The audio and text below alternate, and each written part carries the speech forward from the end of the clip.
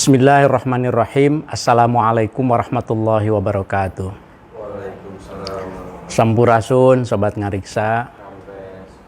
Alhamdulillahirabbil alamin. Wassalatu wassalamu ala asyrafil anbiya'i wal mursalin wa ala alihi wa ashabi ajma'in. Asyhadu an la ilaha illallah wahdahu la syarikalah wa asyhadu anna Muhammadan abduhu wa rasuluh. Rabbi shrahli sadri wa yassirli amri wahlul 'uqdatam min lisani yafqahu qawli. Allahumma rzuqna fahman nabiyyin wa hifdzal mursalin wa ilhamal malaikatil muqarrabin. Allahumma aghnina bil ilmi wa zayyina bil hilmi wa akrimna bit taqwa wa jammilna bil afiyah bi rahmatika ya arhamar rahimin. Sobat ngariksa, alhamdulillah malam ini kita bisa melanjutkan lagi ngaji manuskrip kuno Nusantara ngariksa episode yang ke-65. Pada Jumat 11 Maret 2022 ini saya masih akan melanjutkan membaca manuskrip Turos Ulama Nusantara yang berjudul Zubdatul Asrar atau rahasia. Kalau diterjemahkan oleh Profesor Nabila Lubis itu intisari segala rahasia gitu ya. Di dalam bukunya ya, menyingkap intisari segala rahasia.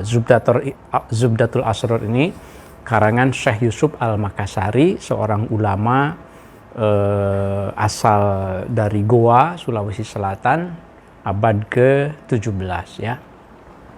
Sobat ngariksa, sebelum saya melanjutkan ngaji manuskrip ini, mohon doanya. Ini persis pada menjelang maghrib tadi,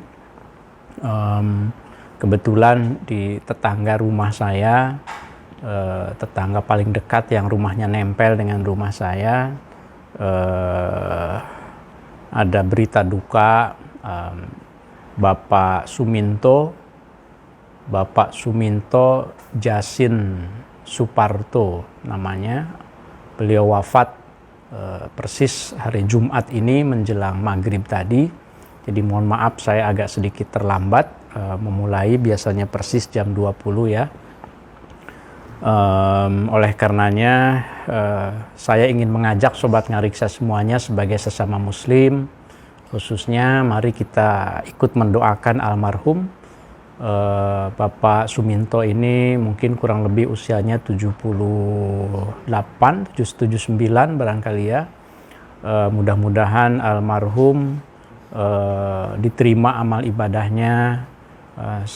Kami sekeluarga selalu menyaksikan beliau itu berjemur kalau di pagi hari gitu, untuk menikmati sinar matahari ya. Nah, dalam beberapa hari ini rupanya beliau kurang sehat, dan pada malam ini, pada petang tadi kembali ke hadirat Allah Subhanahu wa taala. Inna lillahi wa inna ilaihi raji'un. Dan kita doakan mudah-mudahan keluarganya juga diberi ketabahan ya. Ala hadiniyah wa kulli niyatin sholihah wa ila hadratin Nabi Muhammadin sallallahu alaihi wasallam syai'un lillahi al-Fatihah. A'udzu billahi minasyaitonir rajim. Bismillahirrahmanirrahim. Alhamdulillahirabbil alamin arrahmanir rahim maliki yaumiddin. Iyyaka na'budu wa iyyaka nasta'in ihdinas siratal mustaqim siratal ladzina an'amta 'alaihim ghairil maghdubi 'alaihim waladdallin. Alhamdulillahirabbil alamin. Allahumma shalli wa sallim ala sayyidina Muhammad wa ala ali sayyidina Muhammad. Allahumma ighfir lahu warhamhu wa'afihi wa'fu anhu. Allahumma akrim nuzulahu. Allahumma naqqihi minal khataya kama yunaqqas thawbul abyadu minad danasi. Allahumma agsilhu bil ma'i wassalji wal baradi. Allahumma adkhilhul jannah wa'idhu minan nar. Allahumma la tahrimna ajrahu wa la taftinna ba'dahu waghfir lana wa lahu. Rabbana atina fid dunya hasanah wa fil akhirati hasanah wa qina adzabannar. Sallallahu ala sayyidina Muhammadin wa ala alihi wa sahbihi wasallam. Subhana rabbika rabbil izzati amma yasifun wa salamun alal mursalin walhamdulillahi rabbil alamin. Baik sobat ngariksa, Malam ini saya mengambil judul Ciri Wali versi Al-Makassari. Jadi teks yang akan kita bacakan itu adalah kelanjutan dari bab yang menjelaskan sebelumnya. Itu Syekh Al-Makassari menjelaskan tentang bagaimana seorang hamba yang paripurna, hamba yang saleh, hamba yang baik itu dalam penjelasan Al-Makassari itu adalah tentu hamba yang betul-betul mengenal hakikat wujud Allah dengan sangat baik. Kemudian hamba yang senantiasa husnudzon. Nah, ini kata kuncinya itu kemarin, hamba yang selalu husnudzon kepada Allah Subhanahu wa taala ya. Kemudian juga hamba yang selalu berakhlak dengan akhlak yang paripurna, akhlak kepada semesta, akhlak kepada sesama, akhlak kepada yang seagama, akhlak kepada yang berbeda agama, akhlak kepada makhluk hidup lainnya, bahkan akhlak kepada semesta keseluruhan. Nah, akhlak itu tentu saja harus disertai dengan akhlak bi akhlakillahi ta'ala, berakhlak dengan kebaikan-kebaikan atau akhlak-akhlak dari Allah Subhanahu wa taala. Allah yang Maha Penyayang, Allah yang Maha Pengampun dan seterusnya. Itu adalah akhlak-akhlak yang menurut Syekh Al-Makassari patut kita imitasi, patut kita tiru gitu sebagai seorang hamba. Nah, sekarang nanti kita akan melanjutkan pada bagian terkait dengan pembahasan apa selanjutnya setelah berbaik sangka dan lain-lain itu. Apa yang dikatakan oleh Makassari terkait dengan al-walayah, terkait dengan kewalian ya. Sobat Ngariksa, ya saya tidak akan mengulang lagi secara detail, sudah saya sampaikan setiap episode ya. Siapa Syekh Yusuf Al-Makassari yang dari Goa kemudian ke Banten, kemudian diasingkan oleh kolonial Belanda ke Ceylon atau ke Sarandib ke Sri Lanka ya, kemudian ke Cape Town di Afrika Selatan. Oh ya, saya ingat minggu lalu, 2 Jumat lalu itu ada yang bertanya tentang makamnya. Kok makamnya itu apakah di Afrika Selatan atau di Goa di Sulawesi Selatan? Saya lupa siapa namanya ya, bisa dilacak di komentar Facebook yang sebelumnya. Ya, saya sudah tuliskan sih, sebetulnya hanya menegaskan saja bahwa Syekh Yusuf Al-Makassari wafatnya memang di Afrika Selatan ya. Nah, kemudian atas permintaan dari Sultan setempat beberapa tahun kemudian jenazahnya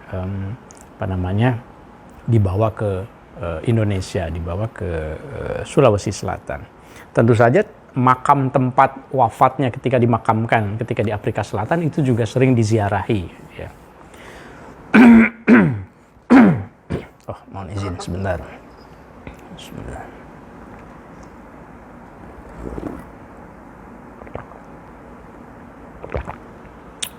Oh, Sobat Ngariksa, ini minumnya enak sekali. Ini bukan kopi ini, tapi ini rempah-rempah. Jadi Sobat Ngariksa wedang uwuh. Wedang uwuh rempah-rempah. Jadi ini cangkirnya saja kopi ini. Manuskrip yang akan kita bacakan itu khususnya bagi para filolog dan bagi para mahasiswa yang meneliti filologi. Ini penting pengetahuannya bahwa manuskrip Nusantara itu tersebar di berbagai koleksi di seluruh dunia. Nah, untuk Zubdatul Asror yang saya bacakan itu yang versi Perpustakaan Nasional. Nah, di Perpustakaan Nasional pun ada 3, yang 101, yang A45 dan A108.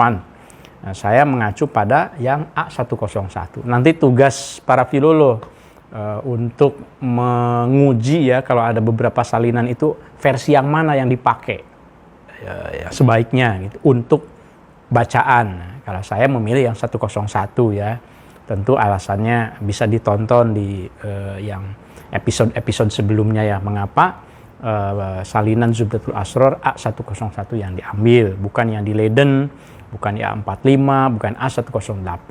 Itu penting sekali kalau untuk studi tahqiqnya ya, dirosah tahqiqil makhtutat.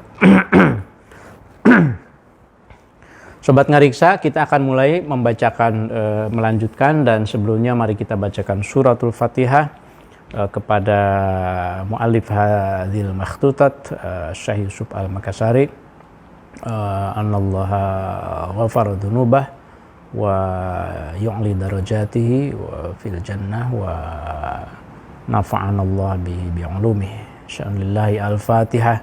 A'udzu billahi minasyaitonir rajim. Bismillahirrahmanirrahim. Alhamdulillahirabbil alamin. Arrahmanir rahim. Maliki yaumiddin. Iyyaka na'budu wa iyyaka nasta'in. Ihdinas siratal mustaqim. Siratal ladzina an'amta 'alaihim ghairil maghdubi 'alaihim waladdallin. Ya. Seperti yang saya sebut tadi, bahwa pada episode sebelumnya kita sudah sampai pada tentang at-takhalluqu bi akhlaqillahi ta'ala. Hamba yang paripurna itu menurut Syekh Yusuf adalah hamba yang berakhlak dengan akhlak Allah Ta'ala, ya. Nah, sampai di sini kemarin, fafham, ketahuilah, fahamilah. Apa yang perlu difahami itu ya yang sudah diceritakan, yang disimpulkan dalam satu kalimat, bahwa awwalut tasawufi ilmun wa awsatuhu amalun wa akhiruhu mauhibatun. Bahwa tasawuf itu landasan awalnya itu harus dengan ilmu. Bertasawuf tanpa ilmu itu tidak boleh, tidak jadi. Wa awsatuhu, dan di tengah proses bertasawufnya amalun, harus ada amal. Kalau hanya ilmu saja tapi tidak diamalkan, itu juga bukan tasawuf, ya. Bukan tasawuf, itu spiritualitas kan. Jadi percuma saja kalau seandainya tahu ilmunya tapi tidak pernah merasakan nikmatnya nikmatnya bacaan-bacaan spiritual, nikmatnya rasa. Itu yang agak susah untuk dilatih, ya. Karena itu innal huda hudallah. Jadi memang itu akan datang sendiri kalau seandainya ilmunya benar, riyadhahnya benar. Dalam proses itu ada amal. Wa akhiruhu mauhibah. Nah, ujungnya itu, di ujung tasawuf itu ya karunia. Jadi memang kita ya mengandalkan karunia dari Allah. Berikutnya, wayajibu, dan wajib alaihi, kepada hamba yang paripurna itu, hamba yang saleh, aidon juga, ar-ridha'u. Apa ar-ridha'u? Wajibu, dan wajib apa ar-ridha'u. Jadi fa'ilnya itu ar-ridha'u, ya. Ridho. Wajib bagi seorang hamba itu ridho bil qada'i, atas ketentuan Allah. Qada, qadar. Saya pernah membahas bedanya qada qadar di episode yang sebelumnya, ya. Wal qadari. Wajib ridho, menerima, ikhlas dengan ketentuan Allah Subhanahu wa Ta'ala, qada dan qadar, baik yang ditentukan di zaman azali maupun yang sudah mewujud di dalam kehidupan kita. Bimujibi hadisin, karena adanya hadis, amantu billahi wa malaikatihi wa kutubihi wa rusulihi wal yaumil akhir wal qadari wa syarrihi wa khairihi wa syarrihi minallahi ta'ala. Aku beriman, aku beriman billahi, kepada Allah, wa malaikati, dan kepada malaikat-malaikat Allah, wa kutubi, dan kitab-kitab Allah, wa rusuli, dan rasul-rasul Allah, wa yaumil akhir, dan iman kepada hari akhir, wal qadari, dan iman kepada papasten itu kadar, takdir, khairihi, baik yang baiknya itu qadar, wa syarrihi, dan yang buruknya itu qadar, minallahi, semuanya dari Allah Ta'ala. Li'anna ridho, karena sesungguhnya ridho, bil qadai, ridho, menerima, rela, menerima ketentuan Allah, wajibun, itu sifatnya itu wajib. La bil muqtadabih, berbeda dengan yang ditakdirkannya. Wa huwa al-maksiyah, misalnya maksiat. Masalan, contoh, misalnya atas kemaksiatannya itu itu tidak boleh ridho dengan kemaksiatan. Jadi fa inna ridho, karena ridho bil maksiati, dengan kemaksiatan, kufrun, itu adalah satu hal yang kufur. Fatahaqqaq. Nah, kemarin sampai sini sih sebetulnya fatahaqqaq ya. Maka nyatakanlah. Fatahaqqaq ini bukan fi'il madi ya, fatahaqqaq, tapi dia seperti fa'lam atau fata'ammal. Nah, ini kalau bagi filoloh yang santri itu akan mudah sebetulnya. Maksudnya belajar bahasa Arab dengan baik gitu ya. Kalau santri membaca teksnya itu yang sudah berharokat, aduh rasanya kok zauknya itu tidak bisa, tidak challenging gitu, tidak menantang. Fatahaqqaq atau fatahaqqaq, fata'ammala atau fata'ammal. Nah, di situ jadi otak itu harus dilatih. Makanya saya kalau di pesantren, ini kebetulan di pesantren Al-Hamidiyah di Depok ya, saya ikut mengasuh para santri. Nah, saya minta kepada para ustadz supaya santri dilatih untuk membaca Arab gundul. Meskipun bukan pesantren khusus salaf, tetapi otak itu kalau terbiasa menerima tantangan yang berat, begitu ketemu yang mudah itu gampang. Tapi kalau otak ini terbiasa menerimanya yang mudah-mudah saja, nah begitu ketemu yang sulit dia, kok ini nggak ada harokatnya, ini jadi susah ini mah tuh. Nah, itu karena nggak terlatih ya. Bagaimana untuk menentukannya? Konteks. Konteksnya itu fatahaqqaq atau fatahaqqaq. Walaqad atol, apa ini? Alif, hamzah, to, lam, nun. Alif. Lamnya ada 2 ya. Walaqad bla bla bla hadzal bahsa fi ba'dhi rasailina.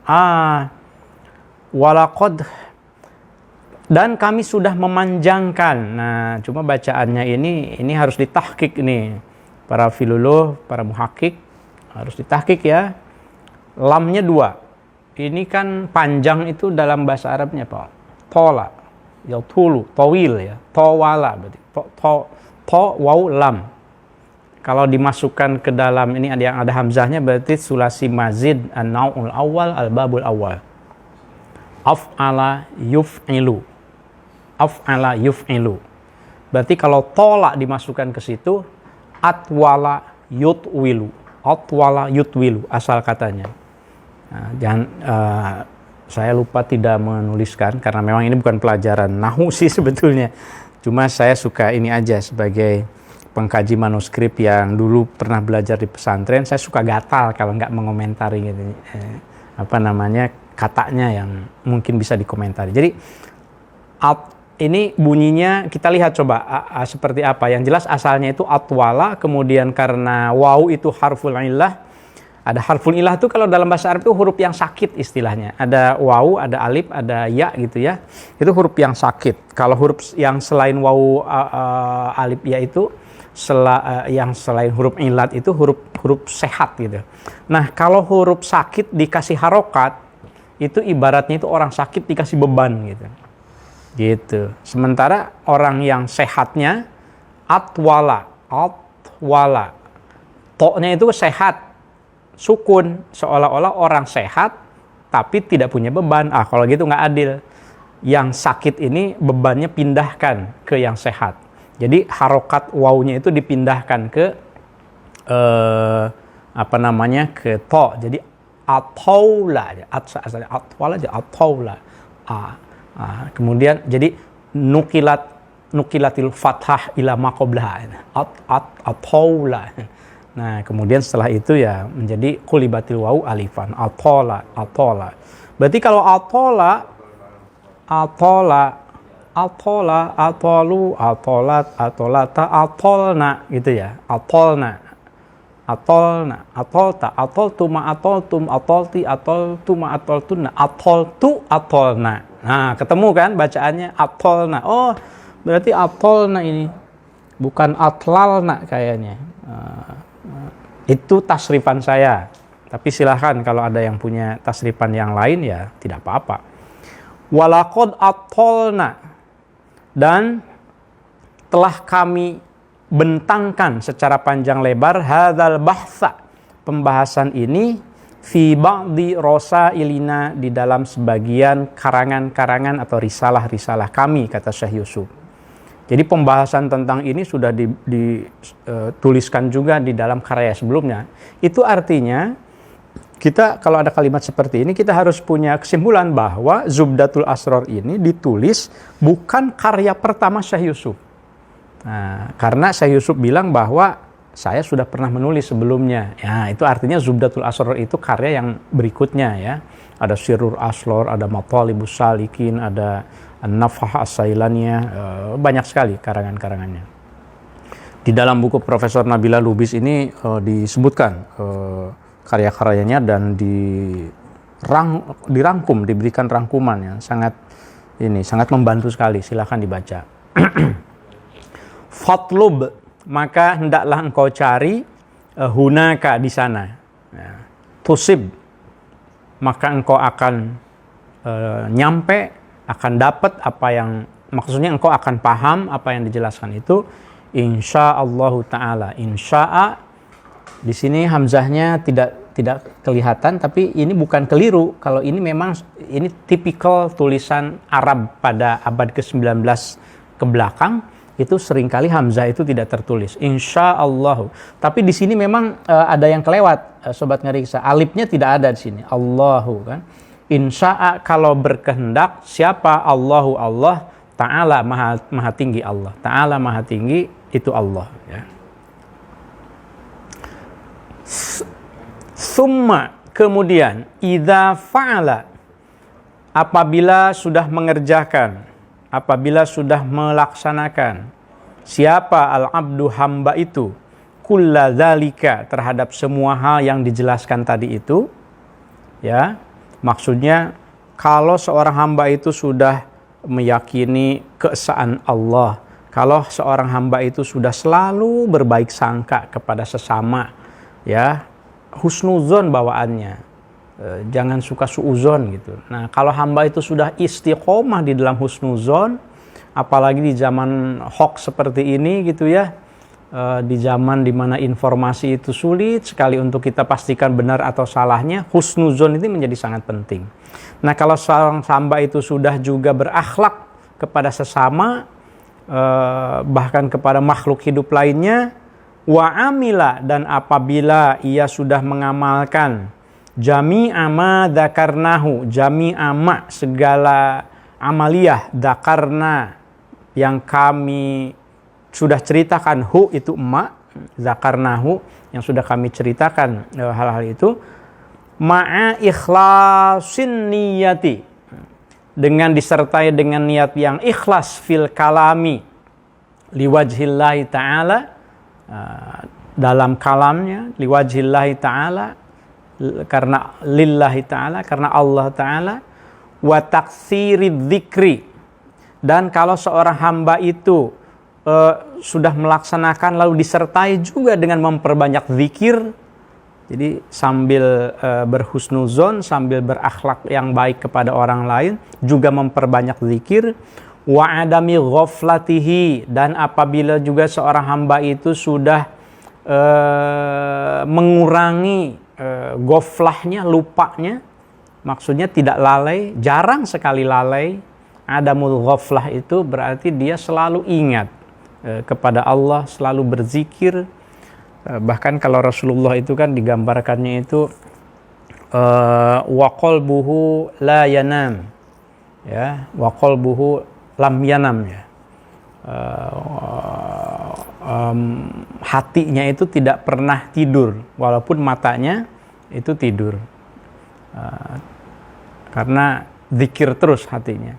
Nah, kalau seorang hamba itu sudah seperti ini, kemudian wa'adami ghaflati anhu ya tadi, jadi jarang sekali lupa terhadap Allah subhanahu, maksudnya Allah, wa kamalit tibaihi, dan ditambah juga kalau seorang hamba itu sudah paripurna di dalam mengikuti segala tuntunan dan segala ajaran dari Rasulullah, wa kamalit tibaihi li Rasulillahi sallallahu alaihi wasallam, Kalau seorang hamba itu selalu hatinya itu nyantel kepada Rasulullah,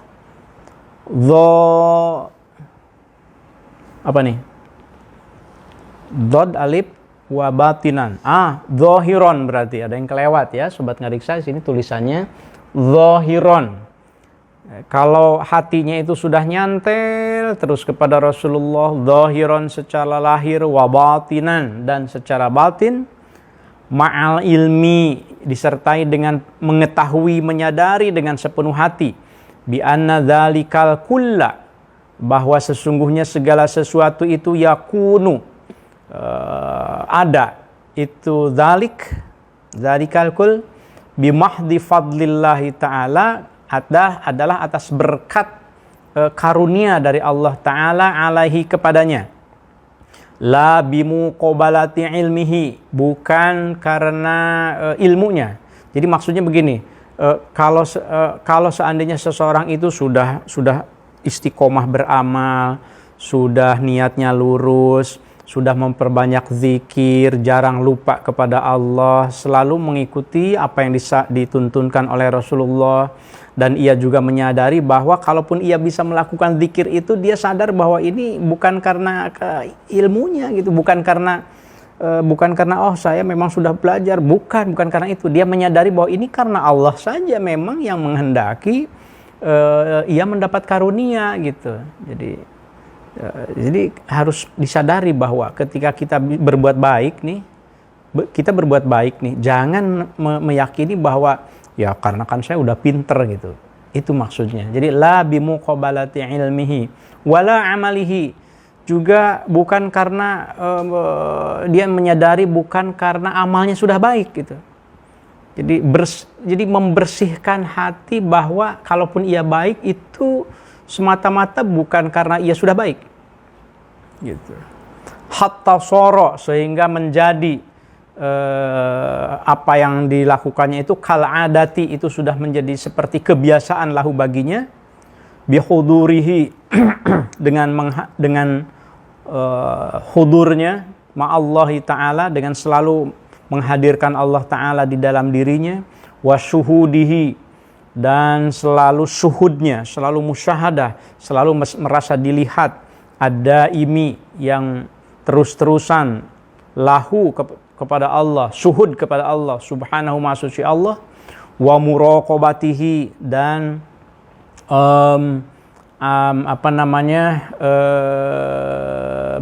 jadi bi muraqabatihi, bi hudurihi wa muraqabatihi, dengan selain dari hadir terus menghadirkan Allah terus, itu juga terus-terusan muraqabah, merasa diawasi oleh Allah fi jami'i awqatihi, di dalam keseluruhan waktu-waktunya, wa taqallubati ahwal, ini ada kha.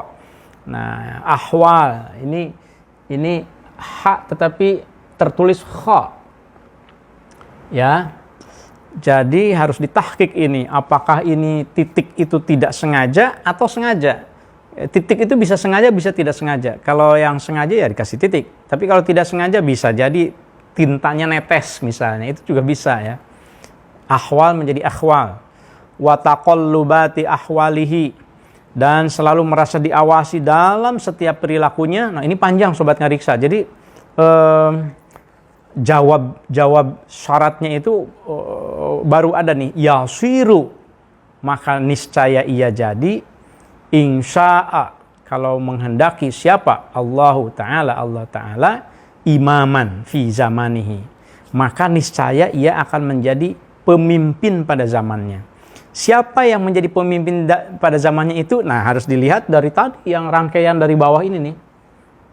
Kalau ingin menjadi imaman fi zamanihi, menjadi orang yang suci dan menjadi orang yang teladan di zamannya, maka ini harus dilihat dari tsumma idza ini, di idza ini. Kalau dipendekkan itu idza fa'alal abdu kulladzalika yasiru, gini, yasiru gitu ya. Jadi syaratnya itu ada di idza di sini. Kalau seseorang hamba itu melakukan semua itu, maka niscaya ia akan menjadi imaman fi zamanihi. wa sayyidan, dan menjadi pimpinan sayyid, li ahli awanihi, bagi penduduk, bagi masyarakat sekitarnya, bagi warganya, bagi followernya, kira-kira lah kalau sekarang mah gitu ya. Jadi kalau ingin menjadi teladan, menjadi ikutan bagi yang lain, kira-kira gitu. Nah, harus mengamalkan yang tadi itu.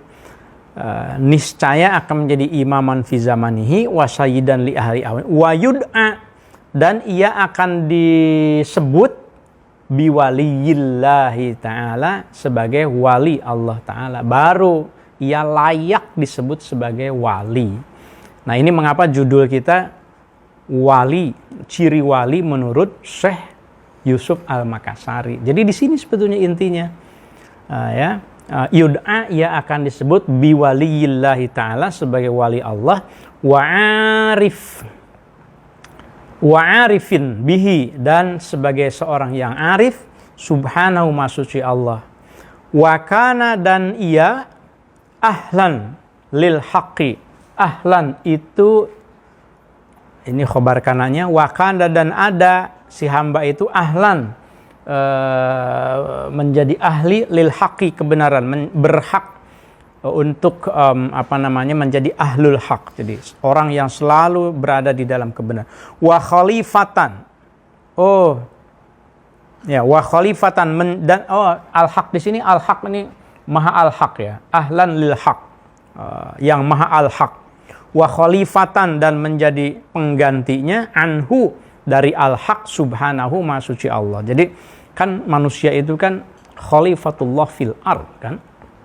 Gelar bagi para sultan itu juga khalifatullah fil ard, khalifah Allah di muka bumi. Nah, orang yang disebut sebagai wali, orang yang disebut sebagai ahlullah, ahli Allah, ya, ahli Allah itu orang yang selalu menghadirkan Allah di dalam dirinya, kemudian menjadi khalifatullah juga, itu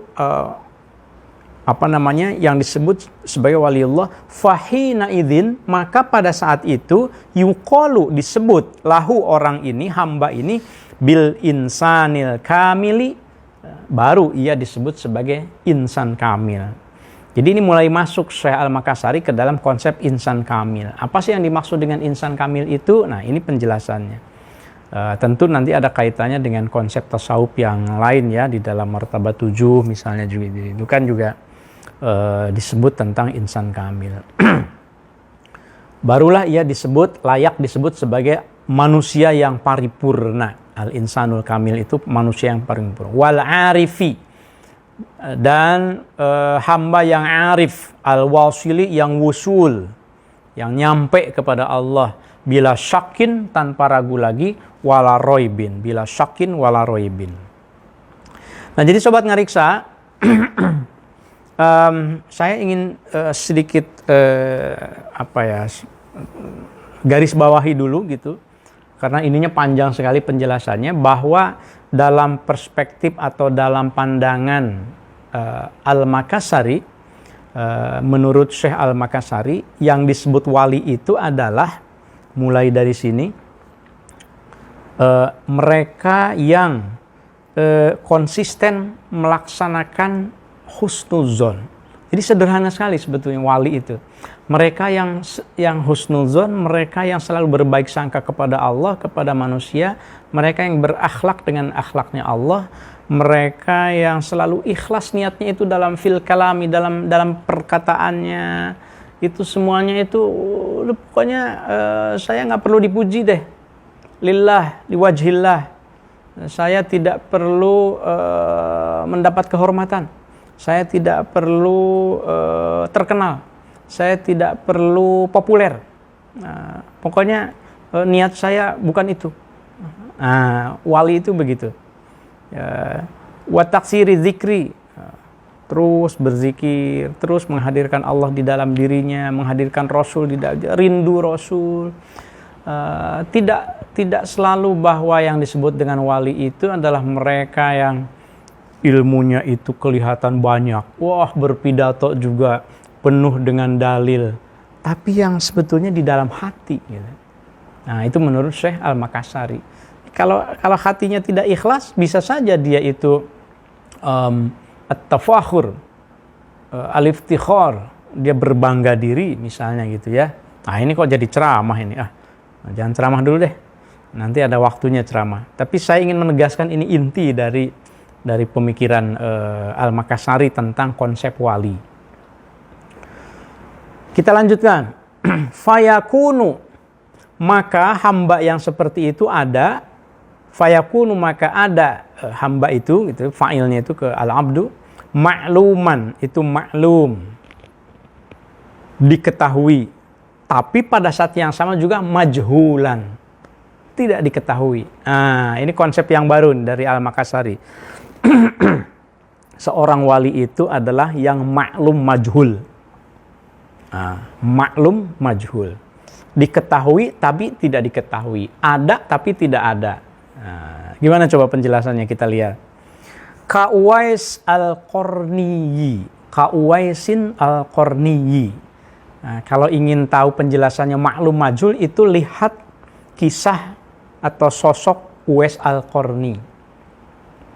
Sobat Ngariksa, Uwais al-Qarni ini seorang yang mendapat sebutan sebagai Sayyidut Tabi'in, sebagai pupuhuknya para tabi'in. Apa itu pupuhu?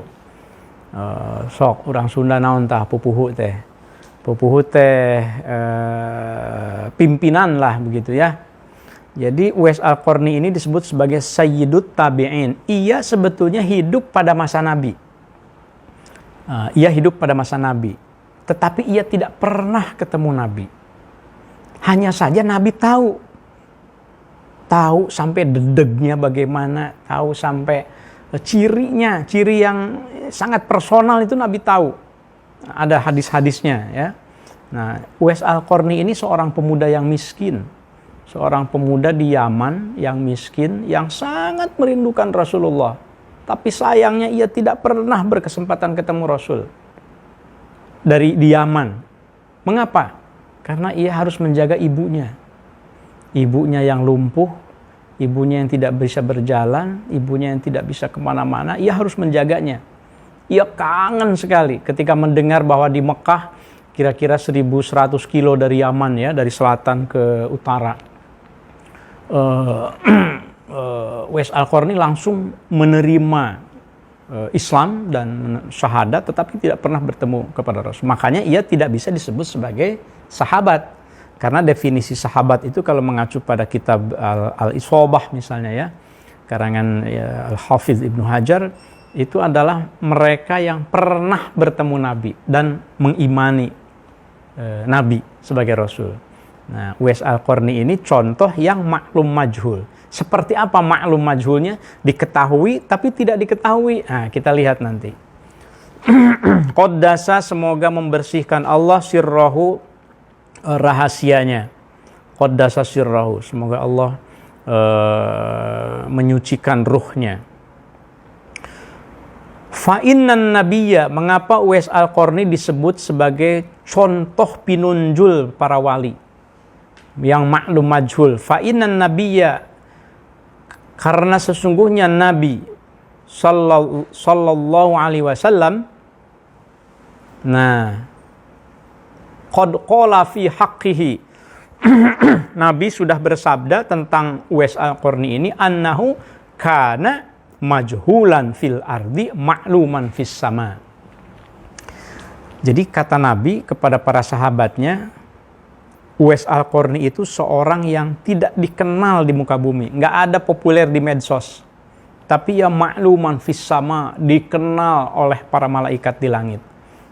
Jadi Uwais al-Qarni ini bukan siapa-siapa di bumi, bukan orang yang dihormati, bukan orang dia makhluk, dia hamba yang hina karena miskinnya, tetangganya aja nggak kenal. Nah, apa yang diceritakan di dalam hadis-hadis itu? Nah, kita lihat. Saya di sini mengutip dulu satu kitab dalam kitab Fihris ya, Syiar A'lam An-Nubala. Nah, ini tentang sirah orang-orang mulia. karangan Al-Imam Syamsuddin Muhammad bin Ahmad bin Utsman Adz-Dzahabi. Jadi sobat ngariksa, ini buat para filolog ya nih ya, khususnya.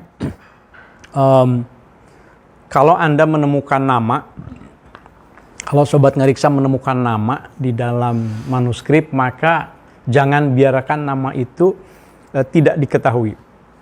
Sobat ngariksa harus menelusurinya. Tentu cara menelusurinya ya sesuai dengan nama yang ada. Kalau nama ulama pada abad keberapa, carilah tobakot, carilah fihris, carilah tobakot semacam ini gitu ya. Kamus-kamus yang menjelaskan tentang tokoh-tokoh gitu. Kalau misalnya yang diperlukan itu nama kitab, cari di dalam fihris al-kutub atau fihris al-makhtutat misalnya gitu ya. Nah, Uwais al-Qarni ini kalau menurut Adz-Dzahabi dijelaskan di sini, saya ngutip sedikit, kira-kira lahirnya tahun 594, berarti akhir abad ke-6 ya, wafat pada 657, artinya memang pada masa Rasul gitu. Nah di sini, kecil ya, Uwais al-Qarni ini adalah huwa al-qudwatuz zahidu sayyidut tabi'in fi zamanihi. Ia dianggap sebagai tokohnya para tabi'in. Nama lengkapnya Abu Amrin Uwais ibnu Amir ibnu Jaz bin Malik al-Qaraniyu al-Muradi al-Yamani. Jadi ia seorang yang berasal dari Qarn di Yaman, ya, di bagian Arab Selatan gitu. Yaman ya. Al-Muradiyu, Qarn itu bagian dari Murad, kemudian Al-Yaman. Nah, di dalam hadis-hadis itu sudah dijelaskan oleh Rasulullah SAW bahwa ini salah satunya, misalnya Rasul pernah bersabda, khairut tabi'ina, sebaik-baik arisa hade-hadena para tabi'in, rajulun etalalaki, sebaik tabi'in itu adalah orang yang namanya Uwais, kata Rasul. Wa kana bihi bayad. Ciri Uwais al-Qarni itu ia ada ininya, ada tanda putih di badannya. Di salah satu bagian tubuhnya ada tanda putih, bayad. Fada'allaha, ia orang yang berdoa kepada Allah, fa'adhabahu anhu. Jadi bayad ini maksudnya adalah ia kena lepra. Jadi orang yang terkena lepra sehingga kulitnya putih kulitnya itu belang-belang putih ya, baros, di dalam riwayat lain itu baros. Lalu ia berdoa kepada Allah, fa'adhabahu, maka Allah menghilangkan barosnya itu, menghilangkan putih-putihnya itu, illa maudhi'ad dirhami, kecuali satu titik yang tidak dihilangkan oleh Allah, fi surratihi, di dalam surahnya. Surah itu pusar ya berarti ya. Jadi ada salah satu bagian pokoknya yang jadi ketika berdoa kepada Allah, ia hilang itu penyakitnya ya, hanya satu disisakan di tempat tertentu. Dan memang di dalam riwayatnya itu, ini kisah singkatnya gitu ya, ia pada satu ketika itu berdoa di depan Ka'bah gitu. Tetapi ia berdoa untuk kesembuhannya, salah satunya. Doa yang paling utama untuk ibunya sebetulnya. Tapi ia berdoa supaya penyakitnya hilang, tetapi tolong sisakan satu saja. Supaya apa? Supaya saya bisa mengingat nikmat yang Engkau berikan kepada aku. Kira-kira begitu ya. Nah, la yada'u bil Yaman ghaira ummin lahu. Jadi ia hanya hidup beserta ibunya. Faman laqiyahu minhu famuru falyastaghfir lakum. Kata Rasulullah, ia orang yang saleh, kalau kamu ketemu dia, mintalah kepada dia supaya memintakan istighfar buat kamu. Nah, ini Rasulullah sampai bilang ke Sayyidina Umar dan Sayyidina Ali secara khusus. Gitu ya. Kalau nanti ketemu Uwais ya, maka tolong kamu mintakan supaya ia beristighfar untuk kamu. Karena ia orang yang sangat baik, ia adalah penduduk langit, dia bukan penduduk bumi. Di bumi ia tidak dikenal. Ini yang dimaksud dengan majhul. Mengapa maklum? Karena ia orang saleh.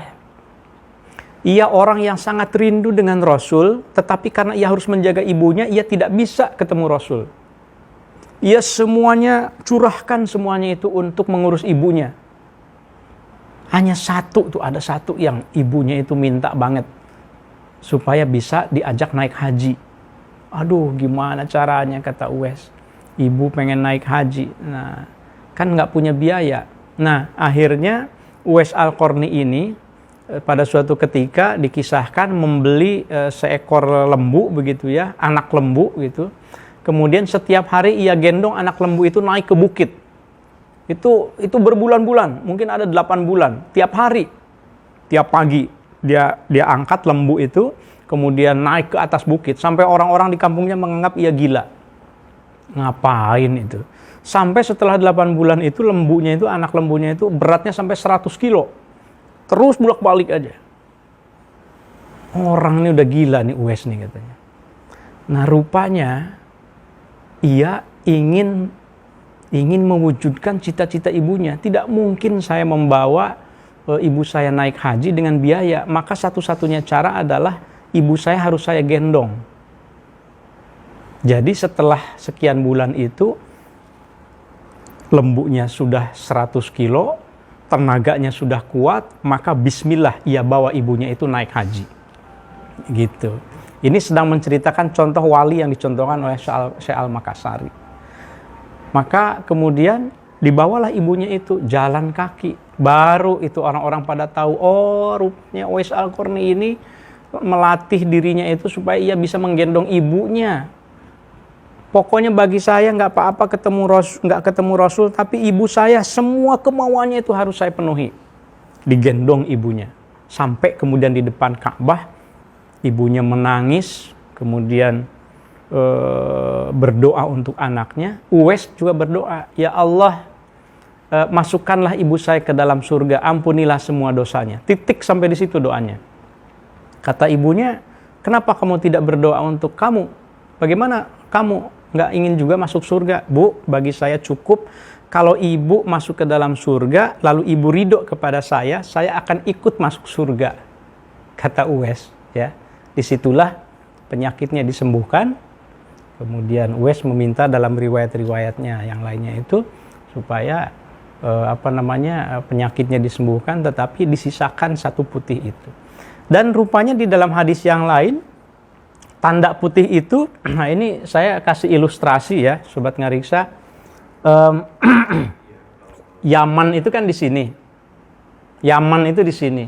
Mekah itu di sini. Jadi bayangkan Uwais Al-Qarni menggendong ibunya sejauh 1119 km kalau menurut ukuran sekarang. Saya terus terang membayangkan Uwais Al-Qarni ini seorang yang rindu Rasul, tetapi ia seorang juga yang ingin terus menjaga ibunya. Bagaimana perasaannya ya?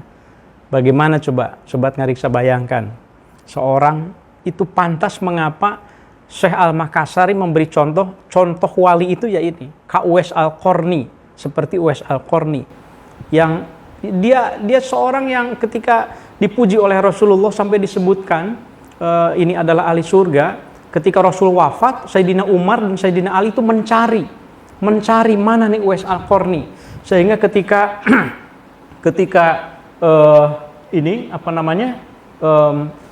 pada masanya Sayyidina Umar itu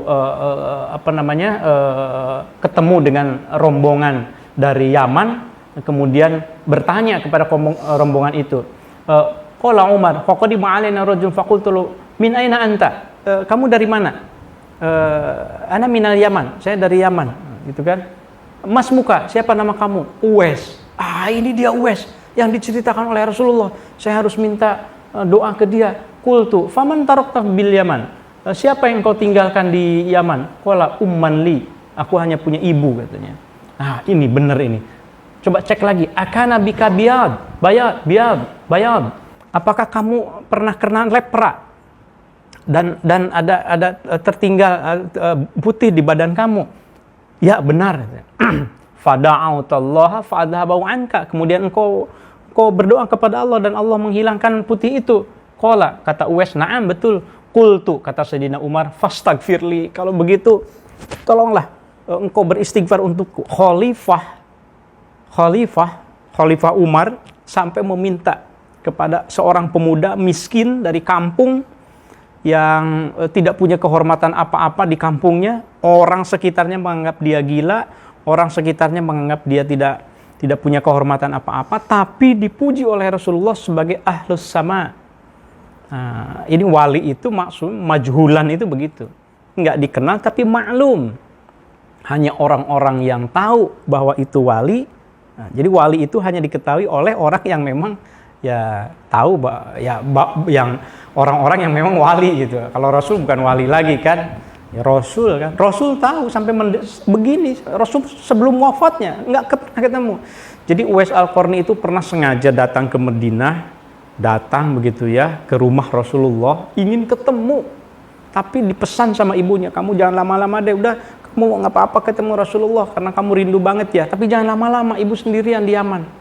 Ketemu di Madinah ke rumahnya hanya ada Siti Aisyah. Karena Rasulullah sedang berperang. Nyeselnya banget udah jauh-jauh. Tapi juga nggak bisa lama-lama, saya nggak bisa nunggu nih. Karena ibu saya lagi-lagi rindu dengan ibunya, maka pulang. Jadi tidak pernah ketemu. Makanya kalau di dalam tasawuf, sobat ngariksa, di dalam tarekat ada ijazah yang disebutnya itu namanya ijazah barzakhi atau ijazah uwaisi. Maksudnya adalah kalau dalam tarekat itu kan seorang murid itu harus nyambung silsilahnya itu kepada mursyidnya, kepada gurunya sampai kepada Rasulullah SAW. Ada tarekat yang silsilahnya itu melalui Uwais Al-Qarni, tapi nyambung juga kepada Rasulullah. Loh, kan Uwais Al-Qarni tidak pernah mendapat ijazah dari Rasul. Ini yang disebut dengan ijazah uwaisi. Jadi, walaupun Uwais Al-Qarni tidak pernah ketemu Rasul, ia dianggap ketemu Rasul. Subhanallah. Wali, benar-benar wali gitu ya. Nah, ya wali itu yang menggendong ibunya itu sejauh 1119 km dari Yaman ke Mekah. Subhanallah ya. Sobat ngariksa, saya merinding kalau membaca ini. Saya membacakan manuskrip ini ya nasihat buat diri saya sendiri ya. Mudah-mudahan kebaikan-kebaikan yang disebutkan oleh para ulama dulu itu ya bisa memberi inspirasi buat kita untuk berbuat baik ya. Kita lanjutkan. Itulah wali kata Rasulullah ya, ma'luman wa majhulan. Kana majhulan, ia tidak dikenal fil ardi di bumi, ma'luman tetapi dikenal di langit. Sehingga ketika Uwais Al-Qarni itu wafat, itu orang-orang kampung tuh heran. Ini balik lagi ke Uwais Al-Qarni untuk menjelaskan ma'luman fis sama itu. Ini kok banyak orang yang ketika wafat itu mau dimandikan, tiba-tiba sudah banyak orang berkumpul untuk membantu memandikan. Ketika mau dikafani, tiba-tiba sudah banyak yang mau mengkafani. Orang kampungnya bingung, ini orang dari mana ini? Ketika mau dikuburkan, tiba-tiba sudah ada yang menggali, tiba-tiba sudah, dan seterusnya. Rupanya mereka bukan manusia. Mereka adalah ahlus sama, malaikat yang turun mengenal betul siapa Uwais Al-Qarni, sehingga membantu untuk menghantarkannya menghadap kepada Allah Subhanahu wa taala. Wa ma dzalika 'ala Allah bi'aziz. Wa fi hadzal maqami, dan di dalam maqam ini asyara, telah memberi isyarat siapa Allah taala ilaihi biqauli inna auliyai tahta khabai wa fi riwayatin tahta qabai. Ya. Jadi ini bacaannya kalau kita lihat memang ada beberapa versi ya. Ada habai, kalau di sini tertulisnya habai ya. Kalau kita membaca yang disunting oleh Profesor Nabilah Lubis misalnya, khabai di sini diubah menjadi khabai. Khaba atau qabai ini. Sesungguhnya para wali itu berada di bawah naunganku. Jadi ya wali itu adalah bukan mereka yang semata-mata kelihatan gagah perkasa, bisa terbang, bisa menghilang. Tetapi mereka yang mendapat perlindungan Allah justru karena mereka sendiri tidak ingin diketahui oleh orang lain.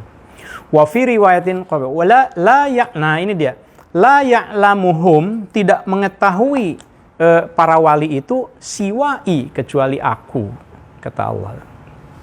Jadi jangan ini, oh ini wali, ini pasti wali nih. Bapak saya nih wali, kakek saya nih wali. Ya mudah-mudahan. Ya, tetapi sesungguhnya la ya'lamuhum siwai. Yang mengetahui seseorang itu benar-benar wali di hadapan Allah, itu sesungguhnya hanya Allah sendiri. Ya, Rasul mengetahui atas wahyu dari Allah. Wa fi hadzal maqami, dan di dalam maqam ini aidan asyara, memberikan isyarat ilaihi terhadap hal ini, maqam ini siapa? Rasul sallallahu alaihi wasallam biqaulihi innama ana basyarun, kata Rasul, innama ana, sesungguhnya aku, basyarun itu manusia biasa, mislukum, sama seperti kalian.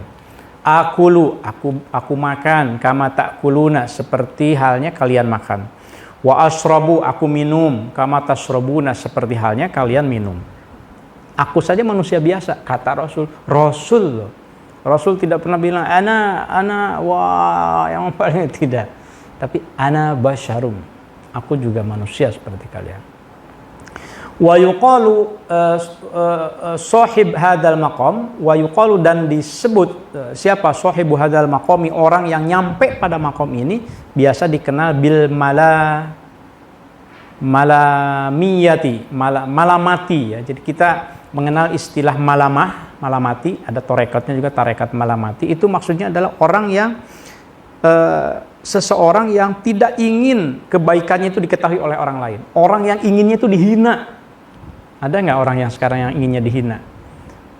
Ada orang yang kalau di zaman medsos misalnya, maunya itu dihina malah. Maunya itu dijelek-jelekan oleh orang lain. Kenapa? Karena kalau dipuji, maka jiwanya akan tergoda untuk merasa ia baik gitu. Nah, orang yang nyampe makom ini seperti Uwais Al-Qarni itu, Sayyidina Umar itu ketika tahu bahwa Uwais Al-Qarni itu ketemu kemudian, jadi kamu di kampung setelah ibunya wafat ya, kamu di kampung punya apa? Saya tidak punya apa-apa. Begini, kalau begitu saya akan ambil, ini kan khalifah Sayyidina Umar, akan ambil uang di Baitul Mal, akan saya berikan kepada kamu. Tidak usah. Tolong setelah hari ini ya khalifah, lupakan saya, jangan ingat saya lagi. Sampai minta dilupakan, bukan minta diangkat. Ketika Uwais Al-Qarni itu kembali ke kampungnya, orang-orang kan jadi tahu tuh bahwa Uwais ini orang mulia ternyata. Maka orang-orang datang, anta Uwais Al-Qarni, istagfirli, tolong mintakan ampunan untukku. Wah, bahaya nih kalau begini, kata Uwais, saya jadi terkenal nantinya. Kemudian ia menghilang, ia pergi ke Kufah. Nah, jadi tidak seperti, jadi kalau wali itu yang memang malamah ini, yuqalu bil malamati. Jadi kebaikannya ingin disembunyikan, ya. Masya Allah, Sobat Ngariksa, jauh sekali ya kita menjadi wali. Kita malah ingin dipuji ya. Kalau dihina orang kita malah protes, mengajukan tuntutan penodaan, pencemaran nama baik, undang-undang ITE. Jauh sekali ya. Kalau wali itu justru ingin dihina. Jadi kalau ada orang yang tidak ingin dipuji, ya itu wali itu. Masya Allah. Alladzi la yasiru al-qutub, orang yang seperti itu, alladzi yang la yasiru, tidak akan menjadi siapa al-qutub iminal aqtabi illa minhum. Nah, kalau ada yang kutub itu seperti Syekh Abdul Qadir Jailani, seperti orang-orang yang sudah nyampe makom kutub begitu ya, itu pasti akan melewati tahap ini. Jadi orang yang mulia, orang yang penuh ilmunya itu ya pasti akan melewati tahap ikhlas, tahap untuk istiqomah, tahap untuk tidak ingin dipuji oleh orang lain. Pengen banget saya ya, Insya Allah.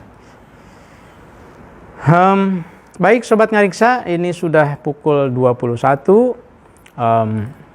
Berikutnya nanti akan kita lanjutkan lagi ya. Ini qala syekhuna wa syekhu masyaikhina. Nah, nanti kita akan mengutip siapa nih? Syekh Muhyiddin Ibnu Arabi. Nah, ini babak baru nih. Setelah mengutip para sufi yang lain, kemudian Syekh Yusuf Al-Makassari mengutip seorang yang sufi yang terkenal dengan wahdatul wujudnya, dengan wujudiyahnya ya. Baik, ya mungkin ada dari Sobat Ngariksa yang ingin berpartisipasi untuk berbagi, ya dipersilahkan. Ada tidak? Bismillah.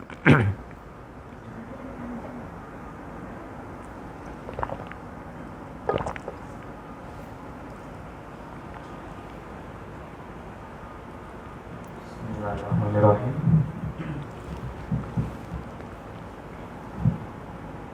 Ini dari Salahuddin Sopu. Ya. Jadi ini lumayan panjang. Panjang ya, boleh.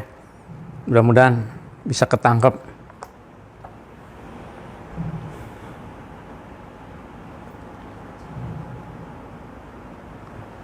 Saya pernah diskusi dengan Buya Husain Muhammad Rauf.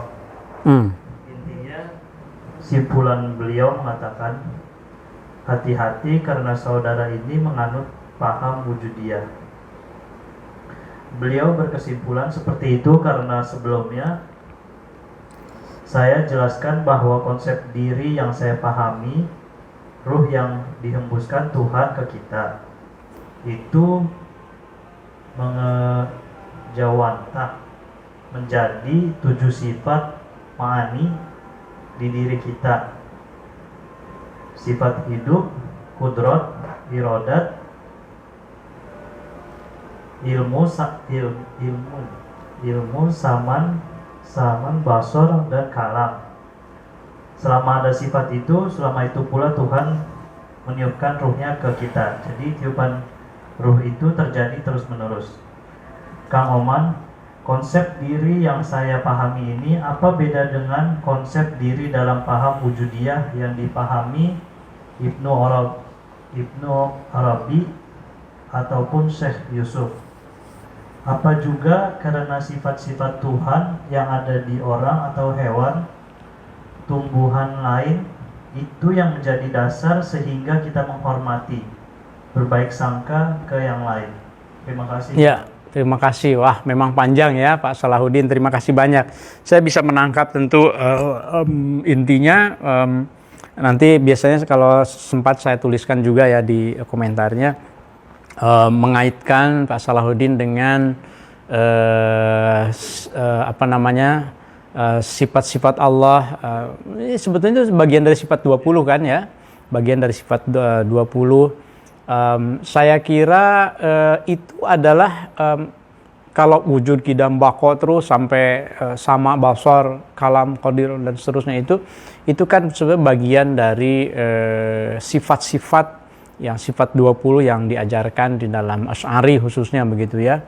Nah, lalu bagaimana kaitannya dan apa bedanya dengan wahdatul wujud atau wujudiyah? Jadi memang agak sedikit berbeda, karena kalau yang di dalam wahdatul wujud itu lebih ke falsafi, lebih ke filsafat, bagaimana menjelaskan hubungan antara Tuhan dan alam itu seperti apa, hubungan ontologisnya seperti apa. Apakah manusia, kan dijelaskan terutama manusia itu semesta, bukan hanya manusia ya. Semesta itu adalah zillullah fil ard misalnya. Manusia adalah bayangan Allah di muka bumi.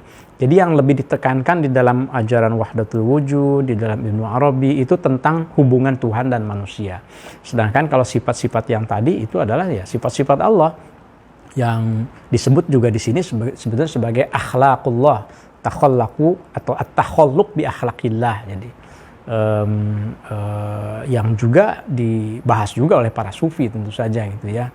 Nah, memang ini diskusinya perlu panjang nih, apalagi tadi mengutip dari Buya, dari guru saya juga ya, Kiai Husain Muhammad ya. Terima kasih banyak Pak Salahuddin. Terima kasih sudah menyimak dengan sangat baik berarti ini. Ya, terima kasih. Ya, Sobat Ngariksa, ya mungkin kita cukupkan dulu ya. Memang sebetulnya nanti pembahasan tentang wali itu ini ada kaitannya dengan yang bagian berikutnya gitu kan. Suka ada yang bertanya kepada saya, wali itu yang sakti Kan gitu kan. Nah, ini trailernya nih, trailer. Trailer. Ekstraknya maksudnya di sini ada nih nanti dari kutipan yang disebutkan di dalam halaman ini. Nah, di sini disebutkan, coba lihat.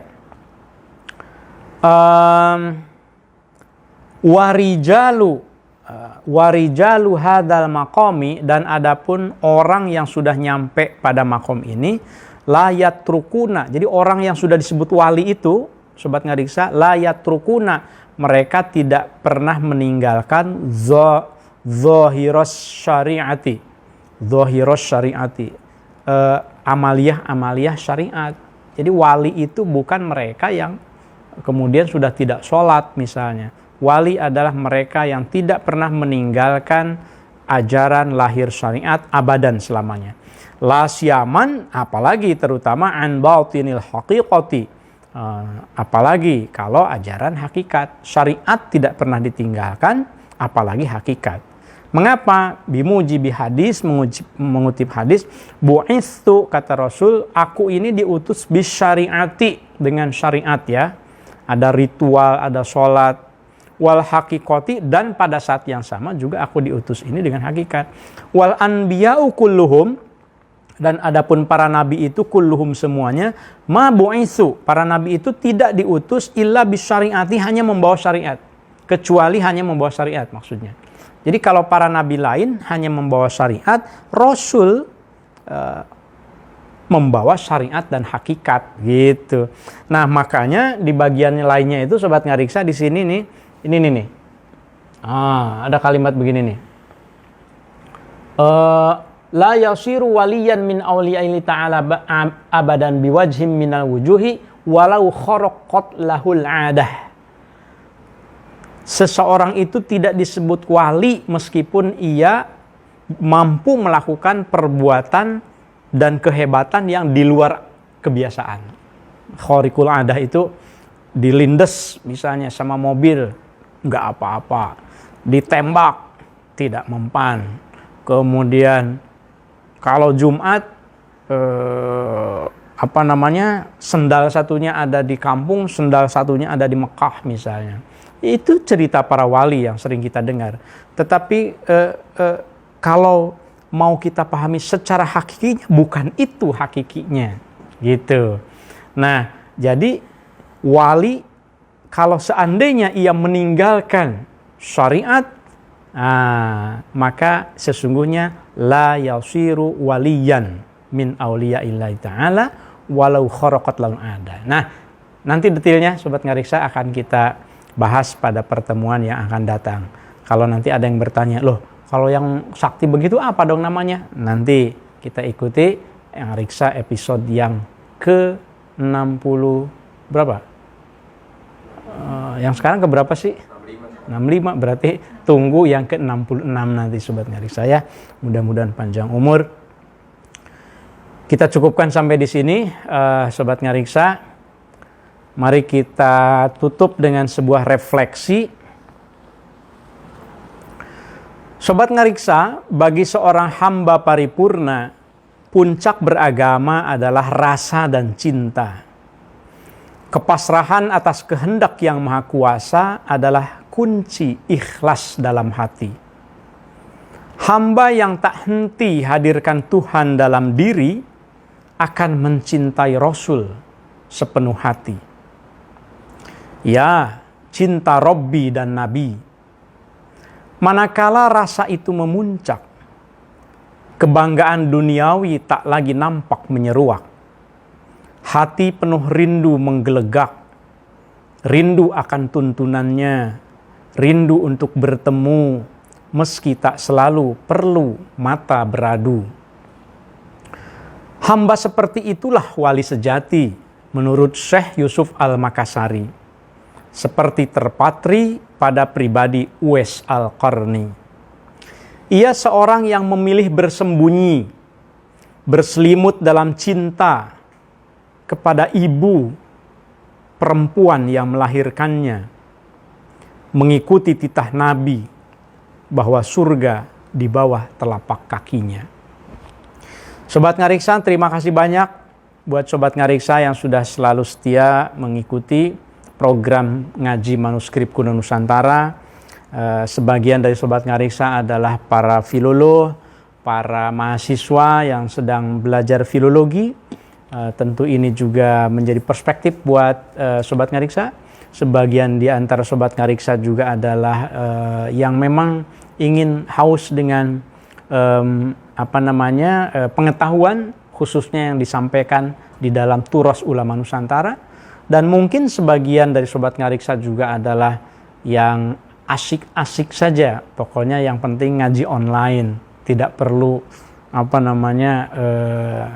capek-capek karena tidak mampu misalnya gitu ya, tidak apa-apa. Ngariksa Channel, terima kasih sudah 2 Jumat ini ada 100 subscriber ini tambahannya, karena Jumat yang lalu, 2 Jumat lalu itu 4.240, sekarang sudah 4.300. Terima kasih Sobat Ngariksa, mudah-mudahan ngaji manuskrip kuno Nusantara ini tetap klasik, asik, dan berkontribusi untuk menatap masa depan dengan merawat masa silam. Sampai ketemu pada episode yang berikutnya. Wassalamualaikum warahmatullahi wabarakatuh. Salam Ngariksa.